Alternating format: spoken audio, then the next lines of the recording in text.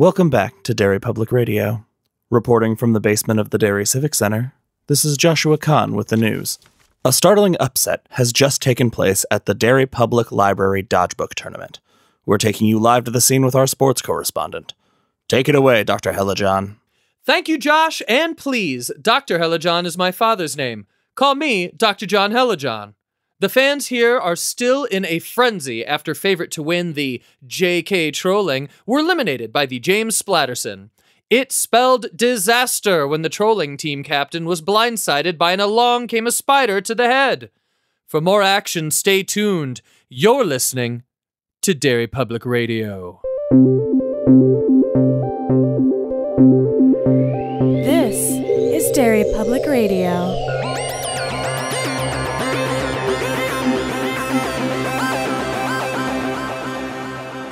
Welcome back to Derry Public Radio, a bi-weekly Stephen King Book Club podcast. I'm one of your hosts, Joshua Kahn, alongside CM Alexander. Hello, everyone. And Benjamin Graham. What up, constant readers? And today, we are going through the second round of playoffs for our Stephen King March Madness. I hope everyone out there has finished their brackets and submitted them to our email at derrypublicradio@gmail.com and see if you match up with us. Because I certainly made a bracket on my own before we ever talked, and it does not match what we I've already had my bracket busted a little bit. I feel like we had some surprises last week. Should we go over what we've already decided? Sure thing. So for those of you just joining us, if you skipped part one, weird flex. But advancing to the semifinals, we have Misery beat out The Running Man, Joyland beat out Eyes of the Dragon, Revival beat out Salem's Lot, Carrie beat out The Stand, and for our play-in game for who will represent different seasons, we had The Breathing Method defeating Shawshank Redemption, and The Body and Apt Pupil took the win. So, let's kick things off with who will represent different seasons. Let's go with our play-in game. Our first matchup, The Breathing Method versus Apt Pupil. Okay, first off, I have to say that's insane. Like, I remember having a very long discussion about this, and it all made perfect sense. But if you would have given me a list of the 4 books in different seasons and said, pick the 2 best ones. Oh, yeah, you're right. Well, and that's the thing, like, we are not discussing what is objectively the best book. Right. We are just discussing that after everything we've read with the gift of hindsight in all these books, what is our personal favorite? So I feel like if we were going to pick a story to talk about out of those 4 books, I might put Breathing Method in there, but on a normal circumstance, I would usually pass on Apt Pupil. I agree. All right, CM, I'm going to throw things to you to talk. We've already talked about The Breathing Method a little bit, but in this matchup, what do you think is going to be what's going to influence your decision the most with Breathing Method versus Apt Pupil? Well, this one's simple. It's because I don't like Apt Pupil. And I still don't understand how that made it. The Breathing Method is so awesome because of the world it builds.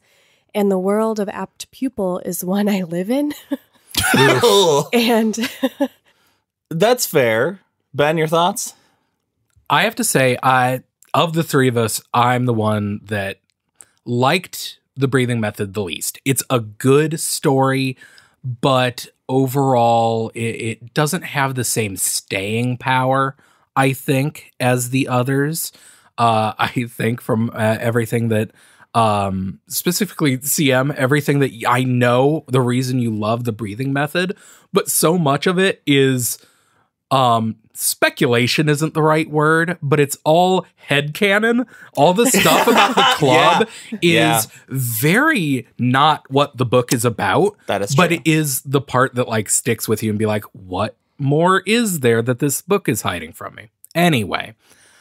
But I do have to say, between these 2, I think the important thing to think of is not just what we like the most, not just which one is the most fun or has the most meat on it to talk about.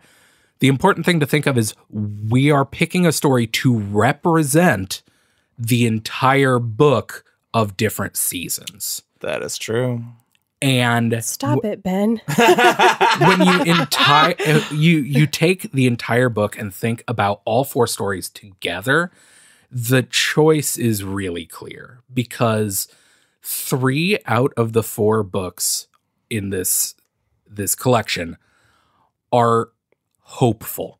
The body it has a darkness to it, and maybe all the characters don't get a happy ending per se, but it's about the hopeful feeling of being a child with your best friends. And Shawshank Redemption is about hope springs eternal, obviously.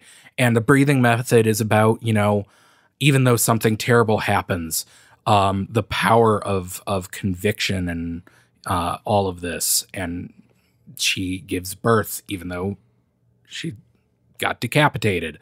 And it's a very hopeful story. And Apt Pupil's just an outlier. So if we're talking about one story to represent the book, it has to be the breathing method, I think. Was that intentional? Yeah. What? No, I feel like you were building me up to say Apt Pupil, and I was like, and then Josh is going to agree with him, and that's going to be it. But then you came out with the breathing method. I feel like you think that was Josh? That was a beautiful misdirect. Yeah. That How was is that a misdirect? gorgeous misdirect. I'm saying the whole book is about hope. We have to vote you're right. for I agree with you so Yes. completely. I completely agree. It's the book to go with. So Ben, you're locking in your vote is for the breathing method. I think I have to. Out of these 2 choices, yes. CM? Absolutely. Apt Pupil? Got it. Oh my so God. it's split decision. I'm Absolutely. gonna go with Do not make the this. breathing method. Despite son CM's of a arguing, breathing method is going to advance to be our No representative. one will ever hear this episode. All right. Breathing method advances. Also, the lowest scored book in the entire series. We have no idea what we're doing, do we? We have never claimed to know what we're doing. We have claimed that we love reading Stephen King and we love talking about it. But And that is that's true. Full stop. And that's the beauty of his work. It sticks with you and it evolves with you over the years. Or I months. love that, actually. That's very true. All right, guys. Are you ready to tackle the next matchup? Yeah. Hell yeah. All right. Our next matchup, we have The Long Walk versus Rose Red. Oof. CM, do you want to kick things off by talking about The Long Walk a little bit? The Long Walk is an awesome book about boys being boys with boys, commanded by a very old boy. What? Sam, do you remember this book at all? This has a very strong essence of someone doing a book report on a book they didn't read. Okay, 2 things. One, I'm really sick, and I've been taking things to help me not be sick for like a week, and I'm foggy. And 2, I just remember that there's really no place for women in this book. And I know that's because it was, it was written in a time of war and it's a reflection of that. But that's kind of one of the things that stuck out to me moving forward. Just, is this book as accessible for me because it's more geared towards you guys specifically? And do I have a cooler perspective because I'm more of an outsider looking in, watching this? It's one of those 2 things. No other option. It is one of those 2 things. No, The Long Walk is about a dystopian future society that takes place in the same world, we argue, as The Running Man, so that's kind of interesting, where every year 100 boys are selected to participate in what is called The Long Walk, and they have to walk until there is only one of them left. And if you stop walking or you slow down less than 4 miles per hour, you will eventually die because there are soldiers who will give you warnings and then shoot you. And so we follow a character who is on this journey, and it's just a really interesting book to read as a teenager. I think apart from the real ending, which we experienced on our podcast, also it blows my mind that people, because some of our listeners only listen to books they've read, and I've had conversations with listeners that have sent us emails about several episodes, and every once in a while I'll ask if they've listened to The Long Walk, and they say no, and I say, stop what you're doing, because you might die at the end of the episode. So, I mean, having the true ending really impacts my view of The Long Walk. When I think about The Long Walk, what comes to mind for me is obviously, like, the grueling moments that you spend trapped in there in Garrity's head as he's struggling. But the thing that jumps out to me the most are those exceptionally gruesome deaths, like the guy ripping his own throat out, like that stuff that's so disgusting, and you don't know how you would keep muscling through after all that. So it has some very haunting imagery for me that I think about when I think about this book. That's funny because for me, this is one of my favorite things we've read. I think The Long Walk is just masterfully written. But when I think back on it, more than the story or more than like the specific things that happen, it's like a tone piece. I think of The Long Walk and all I can think is like the feeling of reading this book, this despairing hopelessness that pervades the whole thing, which doesn't sound good, but it's so well done, and it affected me so much. The Long Walk's going to stick with me forever. You saying that made something click in my head about the tone of The Long Walk and how brutal it is. When you read dystopian elimination stories, Battle Royale, Hunger Games, there's something about those stories. So we'll take Hunger Games, for instance. When you go into this story, you have a feeling, even though they say it's down to one person, you have this hope that the hero's going to find a way to save not only herself, but her friend. Yeah, they're fighting against the system. It's the underdogs fighting against it and trying to start this revolution. Yeah. I agree. And this book, not one did I never, and not for a single second did I think an uprising was ever going to happen and more than one boy was going to survive. No, it's like 1984, where the first time I read 1984, I thought the whole point of it was like, oh, he the main character is kind of rebelling against Big Brother, and I thought in the end, oh, well, obviously he's going to succeed. No, it's such a fucking bleak look at, nope, there's this awful system in place and it wins. It's good to read about. Yeah, it's just so well written and really sticks with me. Unlike its opponent, the 15 seed Rose Red. Ben, do you want to talk about Rose Red? I would love to. Except it's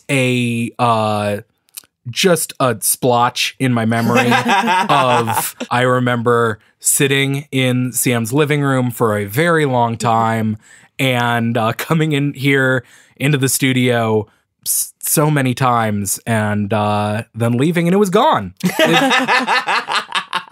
And I really thought I would never have to think about Rose Red again, but here we are. No. CM, what happened? Rose Red is the tamest, most boring mutant story we've ever been given. It's about a little girl who joins this team of people. They all have different abilities, and they go into this mansion, Rose Red, in the middle of right next door to McDonald's and Starbucks. Yeah, between a Starbucks. and they're they're trying to prove the supernatural, despite the fact that they are all living proof of the supernatural. Yeah. And supernatural things happen every so many minutes. Yeah, like right when they walk in the door, pretty much. If I remember correctly, the story is that a Carrie tries The Shining. Yep. Is that right? Oh, God. Yeah, there we You go. just broke my brain. Yeah, a Carrie tries to Shining. That was the working title, I think. I'm pretty sure. The Rose Red was a fun, at times boring, at times miniseries to watch. It was a Hallmark Stephen King show. Whoa! Now I would pay to watch that. Yeah. I would say I would recommend it only if you are watching it in a room with a bunch of your friends and a few drinks just sitting down to make fun of a ridiculous, not very good miniseries. Right. See, the thing that's so crazy about it is because it's well acted, it's well shot. Like things. Ugh, gonna have to take your. Gonna have to trust you on that one. Well, I'm saying that it was, I think that because in the time it was made, having to tone a Stephen King level story down to primetime ABC is not the most ideal format. Except they did it. They did it. Kingdom Hospital, guys. Am I the only one that watched Kingdom I Hospital? have it on DVD. We need to watch it. We gotta watch Kingdom Hospital. We need to do a series on Kingdom Hospital. It's also ridiculous, and it is also very PG because it was, NBC, Fox, something. But it has enough, enough Lynchian weirdness that makes it worth watching. This doesn't. It's interesting you both talked about tone in each of these reviews, and for me that's what it really boils down to, the tone of this miniseries and the tone of The Long Walk. Agreed. Yeah, I honestly don't think we need to discuss these any further before we make this vote. CM, Long Walk or Rose Red? Long Walk. All right, I'm gonna go Long Walk also, Ben. Long Walk. All right. Not even close. Long Walk advances. All right, guys, this next matchup is a real mindfuck, and this is the matchup I've been looking forward to since I made the bracket. So our next matchup is going to be the 7 seed Rose Madder versus the 10 seed The Dark Half. Ooh. Yeah. Can we move those? That's tough. That is a rough one. I'm going to kick things off by discussing The Dark Half a little bit because that's the furthest removed we are from it. The Dark Half is Stephen King killing Bachman and Bachman coming back to kill Stephen King, basically.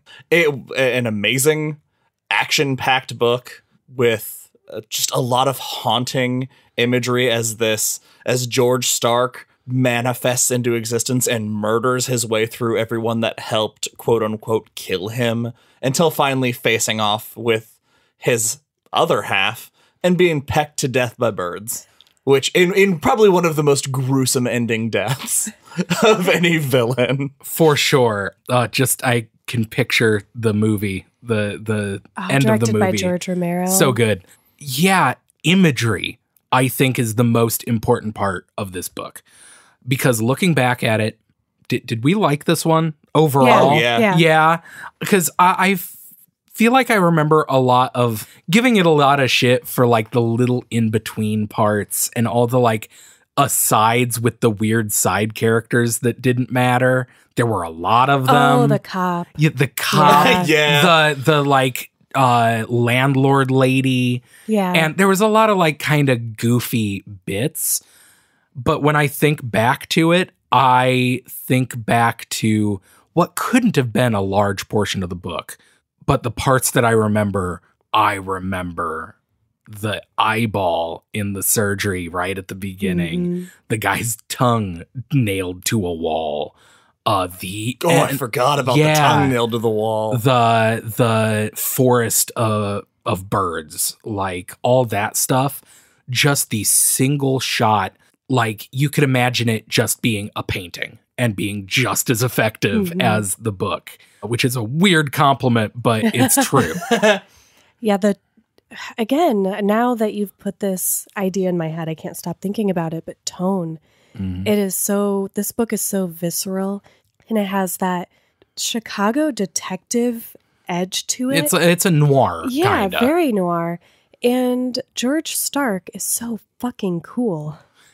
This is, I think I said it last week, that like if this was a bracket for best villain, it would be way higher because George Stark is terrifying. Oh, absolutely. Oh, I pulled up our ratings. Ben, you gave this 3. Yeah. CM gave it 5. Shock. What? And I gave it 4. Yeah, that You sounds have right. to roll your eyes when you share my rating. The audience can't hear me, or they might be able to hear me roll my eyes. Yeah, that sounds right to me. Like, I think I remember having there was a lot of downtime and a lot of what I felt was filler, but the stuff that wasn't filler is fucking rad. We get some Alan Pangborn, which is always great. I know I hit the ceiling when Pangborn was revealed to be in this book. Yeah, I don't know. There's so many things that I thoroughly enjoyed about this. And especially going back, it's another one of those books that I have recommended to a ton of people as a first Stephen King book, because it's just, there's such a variety. Because yes, Thad is kind of boring in a lot of ways, but his struggle is still exciting because of how insane the villain is. That's interesting to me because I would definitely never recommend this as a first King book. Yeah. There's so many the book is so steeped in this is a King book, like large letters. Sure. This is like almost an how do you pronounce it? Archetypical King book. I think the book benefits from, if you have read a lot of King, you can go into it and being like, okay, you can recognize the tropes and it adds to it. Sure. I would also remind you, Needful Things was my first King book. That is also a good point. So having been on the side of jumping into a King book steeped in backstory and lore that I didn't get the first time around. Yeah, I get that. CM, do you want to talk about Rose Matter? Yes, Rose Matter was my first Stephen King book, so it does have a special place in my heart, which is why I don't like this one. And it is a visceral, in a completely different way than The Dark Half, book about a woman fleeing her abusive husband, who is also a police detective and is very resourceful. And she ends up finding herself and going on this fantastic, amazing journey of discovery and horror and heroism. And I'm not sure how to finish because it is equally riveting and disgusting. It's so hard describing a book that has affected you that deeply because any words you can put to it makes it sound less than, because there aren't appropriate words. And it also has a character with, I guess, a twinner, essentially. Yeah. Who is, more powerful, darker, more dangerous. Yeah, if this was a George Stark versus Norman Daniels discussion, which... Oh, I mean Rose Matter. Oh, I thought you were making the comparison. Because that's what would jump to my head is that that's Norman Daniels and George Stark are both absolutely terrifying villains. George Stark would kick Norman's ass. George Stark is immortal, or he's supernatural at least. In my head, George Stark knows about Norman, and he's met him, and he's like, that guy? God, I can't stand that guy. I don't know why.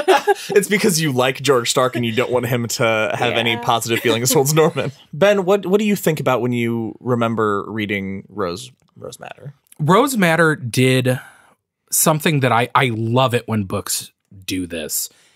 When I start a book and it turns into not the book I thought I was reading. Does that make sense? Yes. Imagine that being your first King book. You come to that moment when you're like, oh, this is happening in this book? What? Yeah. It almost becomes another book, but in a really good way. Yeah, King does this in quite a few books, and I love it every time where there's just a sudden right turn. And you're like, there is no way I can guess what is going to happen next. I love that.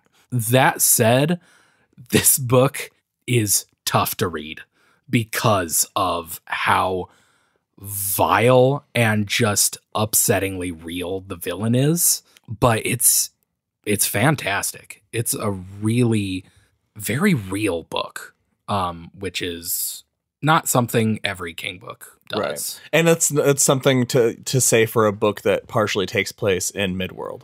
Yeah.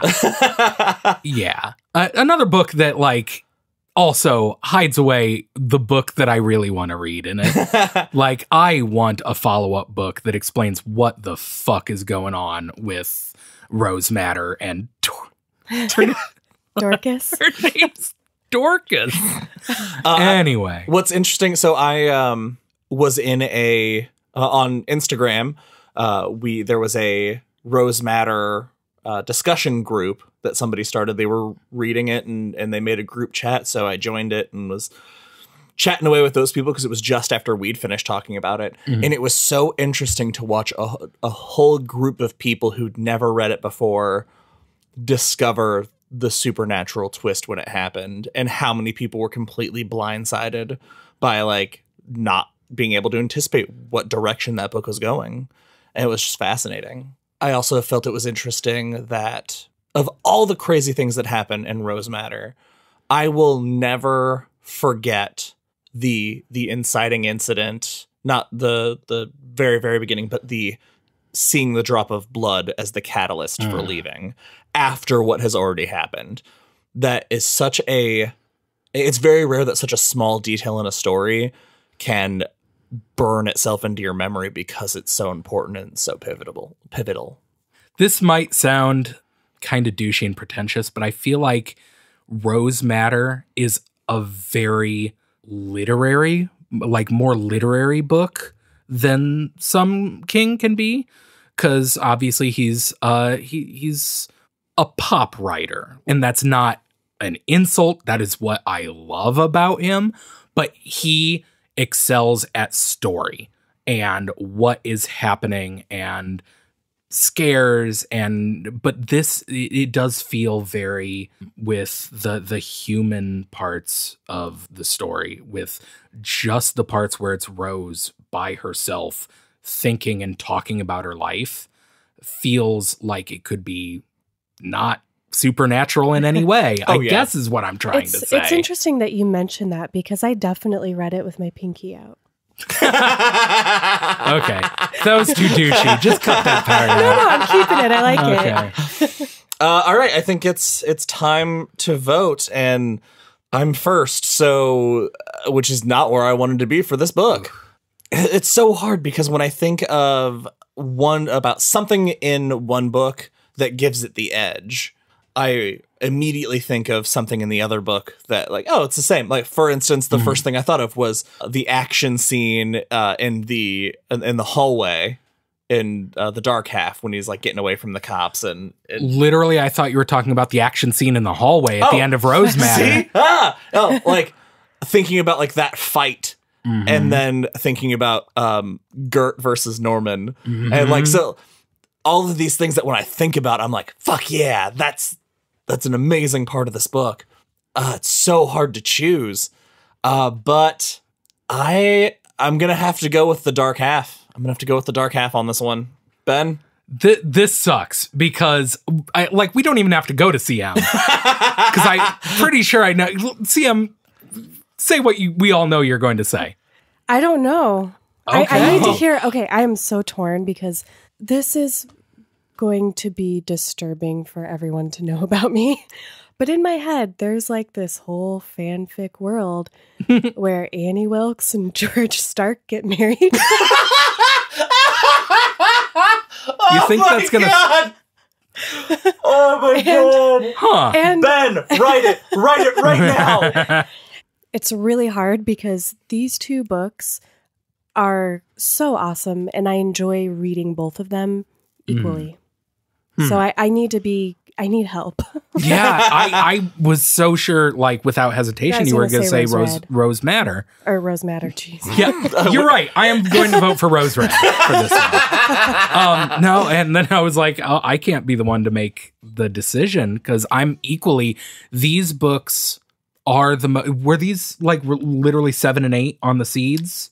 7 and 10. 7 and 10, Yeah. because in my head, these are right equal. They're so close. They are so close. They both have their pros and cons. I don't think either of them are my favorite King book, but they are so solid and just great. I guess I have to break it down. If I had to choose the one thing that distinguishes them, I guess it's the characters themselves. You care so much for Rosie, and you care, at least You almost said Annie, didn't you? I did almost say Annie. You care so much for Rosie, and I was cheering for her happy ending so much, and you hate Norman so much, and you are cheering for his end. But then in the dark half, you've got Thad. He was kind of a wiener. And Thad's a wiener. He's a wiener is the problem. So you're kind of cheering for George? Yeah, well, and then there's George, who's very scary, but I don't know. The characters aren't, they're so much more just Thad is generic king protagonist 1. His wife is generic king wife 1. They are not as real a people as Rosie and Gert and Norman. And for that, I got to give the edge to Rose Madder. All right, Sam, it's down to you. It is crazy to me that it is this close I know. for you. Now that we know about her cinematic headcanon, it makes way more sense. It's The Dark Half is such a fun book and a fun idea. And you have a great time reading about George Stark, not so much Thad. So when I think back on it, I have very fond memories because I enjoyed reading it. Rose Madder is hard. Yeah. It is emotional and it kind of tears your heart out over and over again. And I'm sorry, George, but I'm going to have to go with Rose Madder. All right, Rose Madder advances. I have to say I'm glad for that, but also if you would have voted for Dark Half, I would have immediately said I changed my vote to Dark Half too. Because they're just really hard. They're both very good books. Yeah. It really is. Do you want to know the scene that puts it over for me is the pencil through the hand. Oh. God, I did the think writing scene when he's getting into his head and George just wakes up and is like, the fuck? Bam! And just stabs his pencil through his own hand. Good. Him looking at his hand and seeing the light through the hole in his Oh, so good. Man, that is a good book. All right, next up, our next match, the 3-seed Pet Sematary versus the 14-seed Firestarter. Ben, Not close. I'm sorry, right now. Talk a little bit about Pet Sematary. Pet Sematary is the further we've gotten from it, the more I've thought about it. Pet Sematary is my favorite Stephen King book. Whoa! It killed me. Yeah. Talk about anyone that has ever said, oh, I don't read King because it's just shock and awe. Fuck you. Read Pet Sematary. It is the best written book he has. It's the characters. I love them all so much. The things that happen to them are so heartrending. The way you felt about Rose Madder, anything that I say is going to sound like hyperbole, but I am 1,000% sincere. It is maybe a perfect book. I would read it again right fucking now. There's so many amazing scenes in that book. And for instance, the it's such a small thing, but the trek to the graveyard when he walks through the thinny, it's not that part doesn't really weigh anything on the story. That if you cut to he starts walking and picked back up at the end, the book would still be great. The section of him walking to it, it's so small, but it's so full of terrifying, ominous detail that everything just works. Everything just works in that book. Sam, when you think about Pet Sematary, what do you think? What's the first thing that jumps to your mind? It's kind of two things because I can never give one answer. Obviously, the grief that King captures perfectly. It's a book that made me cry a lot. And even the movie, and I know we're not considering movies, but the movie's just so much fun and it's so good. But the thing that I enjoyed reading the most was when he is making that final journey and he encounters the Wendigo. All of that is like, yes, more, please. You guys. You'll hear no argument from me about how great Pet Sematary is. Just everything washing, just remembering the scene of them flying kites before the scene of when he digs Cage up and is sitting with him cradled in his arms in the graveyard. When he thinks his head is gone. When he thinks that he has him seated backwards in the car. Ah! God, I forgot about that. The ending. That just made my skin crawl. The ending. The last page. It ends on this. There's so many horrific things that could happen, but that it has the restraint to end on a hand falling on his shoulder. Yeah. And astounding. All right. I think that covers what we need to cover for Pet Sematary, and it's going up against the 14 seed Firestarter. Now, Firestarter, I enjoy the story of Firestarter. Yeah, I don't think it is a foolproof story. I think sometimes the plot mechanics didn't really add up, but goddamn, just Rainbird. Oh, what else can you say about Rainbird when it comes to that entire book? What I think is interesting is that Charlie and her powers are the drive for a lot of what's happening, but at the end of the day, I find it to be not even one of the most interesting things about the book. Mm-hmm. Yeah, it's interesting, like we talked about, where does her power come from when they find it at the end that she's not exerting any energy. That stuff's fun to think and fun to talk about. But if I'm going to talk about Firestarter, I want to talk about how insane and badass Rainbird is and all of the possibilities and ramifications of the push. And how all of that, like the potential of all of that. I'm so much more fascinated with those things than I am the Firestarter. Yeah. All I have to say about Firestarter is if you want to read the Firestarter, just read X-Men instead. You'll get so many of the same themes and also Wolverine's there. So like, that's true. Wolverine hasn't been in any Stephen King books, right? I haven't read them all, but I'm pretty sure. No, but I think Wendigo is a villain in X-Men. That could be. CM, what do you think about Firestarter? I'll stick with my final rating of it. It's something that I think that would have been more meaningful to me if I'd read it when I was a teenager. That is a good time and a good headspace to be in to really appreciate everything this story has to offer, because it does offer a lot. It just depends on, I think, where you are in your life and what you're looking for. And I don't think it hit us at quite that magical time. Mm-hmm. Yeah, I think that's part of this thing. Like, some of this is so subjective because it depends so much on when you read something. It goes back to our Salem's Lot conversation all over again. Yep. If Salem's Lot had been the first vampire book I'd ever read, that would have been a 5 out of 5 all day, every day. But it wasn't.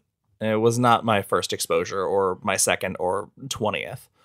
And so, yeah, maybe that's a good possibility with Firestarter. Had that been maybe my first King book that I'd picked up around the age of being Charlie. Yeah. I definitely remember liking it a lot more as a sophomore. Yeah. So, all right. CM, what's your vote? Pet Sematary versus Firestarter? Oh, absolutely. Pet Sematary. Oh, did I skip you? We were supposed to start with you, wasn't it? You need to come to me. I think I made my views. Ben, what's your vote, buddy? Shut up. Pet Cemetery. Like, obviously. Yeah, it's obviously so Pet good. Sematary is running away with it. All right, and our last matchup to discuss for this episode, we are coming down to our representative from different seasons, the breathing method versus 1408. All right, so we've covered breathing method a little bit already, so I want to get into 1408. 1408 is not what I expected it to be. We all know how I feel about hauntings and haunting stories. Not a huge fan. Not a huge fan of things that don't make sense. Well, on the bright side, this is not a ghost story. It's a haunted room story. I will disagree with you on that, but that's a different discussion, I feel like.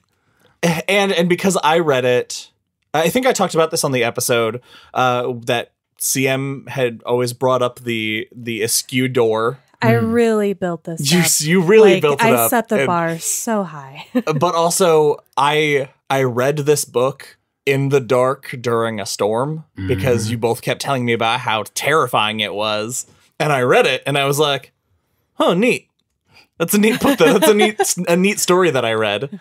I enjoyed it. I had a good time with all of the insanity. It definitely, I mean, I was glad at the end of the day that it was a short story and not a full-on novel. It's another one of those things that it's the further I've gotten from it, the more I think back on the really cool imagery. 1408 also has a special place in my heart because of watching Ben's face when I played the recording that they talk about. And it was also like making that recording with our friend Anthony Nettarelli from the $1 Producer Project. Making that tape kind of brought me more into that world a little bit and made that connection stronger. And I understood after hearing it how insane that would be to find that tape lying around. Whereas when I read it initially, I was like, okay, this is like, these are weird things to just say. But then when you hear them, it's definitely very creepy. CM, what is, if you had to pick the most iconic moment that's not door related in 1408, what would you pick? Okay, so I can't pick the door. What about when he's coming into the room and he's describing the way that the wallpaper feels like dry skin? Oh, yeah. And the bed, it looks like the comforter is alive and the pillows are somehow obscene and the paintings are changing. Just the room itself is unmatched, I think, in anything I've read. Which is why it's not a ghost story. This is a Lovecraftian story. It definitely, and, yeah. CM, last week you said you love anything Lovecraftian, and I do too. The way that he writes about what is in the beginning, literally just a hotel room, but just the way he uses the words on the page to make just a comforter seem very upsetting is amazing. Mm-hmm. My favorite part, though, isn't any moment or a particular thing that happens. It is the escalation that King accomplishes in the writing of this book. Yeah. It is not long. It's a short story. But the fact that within the span of something like 5 pages, he goes from, wow, what a creepy painting of an orange, to the walls are melting and a creature from beyond time is going to come out of it, is amazing.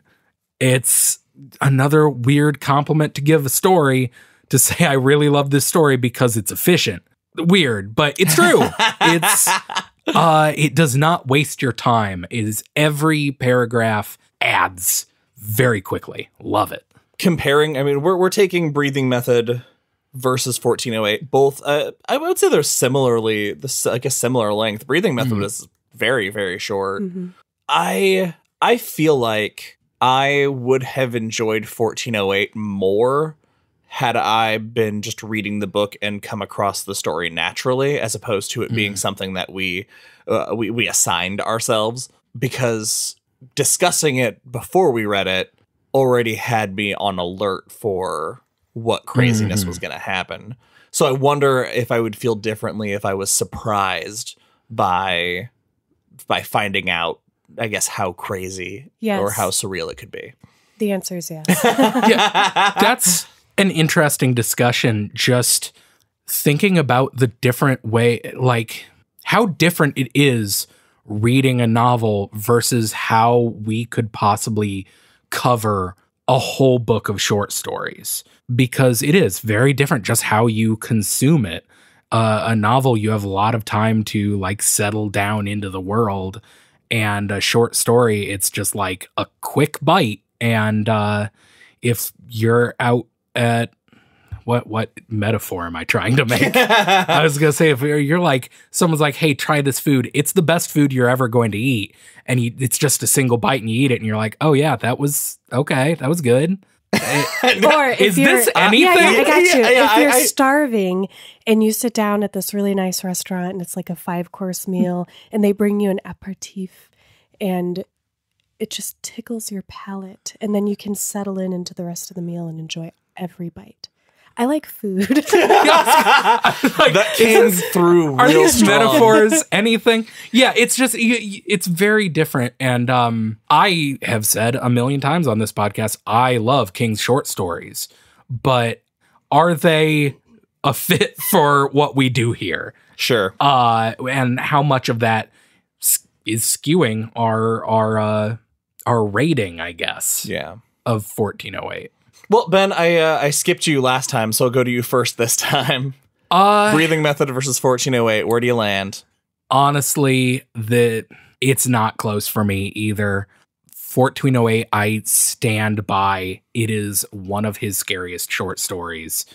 It is another one I would go back and read and reread, because it's quick and effective, and has just always stuck with me ever since the first time I read it. 1408, definitely. Perfect. CM? Everything you said, Ben, is so accurate and true, and I know I should agree with it, but the breathing method for me is a world and a space that I have come to love. I want nothing more than to be able to walk into the club, to be a part of that community and listen to an uncanny story and be served a drink by Stevens. And it's just become this thing in my head that is larger than the words on the page. And so I think 1408 is amazing and I love it. And it scared the shit out of me. Like, it is the most terrifying thing. But the breathing method is always going to be special because of the way it makes me feel and how much I want to be part of its world. So the breathing method. Love that. Fuck that. you guys. I enjoyed the breathing method more than I enjoyed 1408. That is just a statement of fact. That is where that lands. But as far as which one is definitely more effective the first time around, that's 1408. Because when I first read Breathing Method, I think I gave it a 3 because I was like, it's all right. And it's one of those that further removed, it got a lot better. And 1408 definitely was better my first time around. So You are talking in circles, my man. But what I'm saying is, when I look at it from a different angle, there's no consistency for me as to which one is the right one to go with. And so I think I'm going to have to go with the breathing method. I'm going to have to settle in because I've had more time with it, I think, is really what I have to give the deciding factor to. And I've had more time to sit with that world. Whereas 1408, what would put 1408 over the edge for me was if we were including adaptations, because I watched that movie like 3 times in 48 hours. So we're taking the breathing method. So the breathing method has moved on. Fair. The first choice, I think, is objectively wrong. But hey, you guys do you. All right. So that is the end of the playoffs. So before we leave, let's go over for everybody what the matchups are going to be for the next episode. Our part 3 is going to be the final episode. We're going to do the semifinals and the finals. So here is what our matchups are for next episode. We will be talking Misery versus Joyland, Revival versus Carrie, The Long Walk versus Rose Matter, and Pet Cemetery versus The Breathing Method. For CM Alexander and Benjamin Graham, I'm Joshua Kahn, reminding you to fill out those brackets.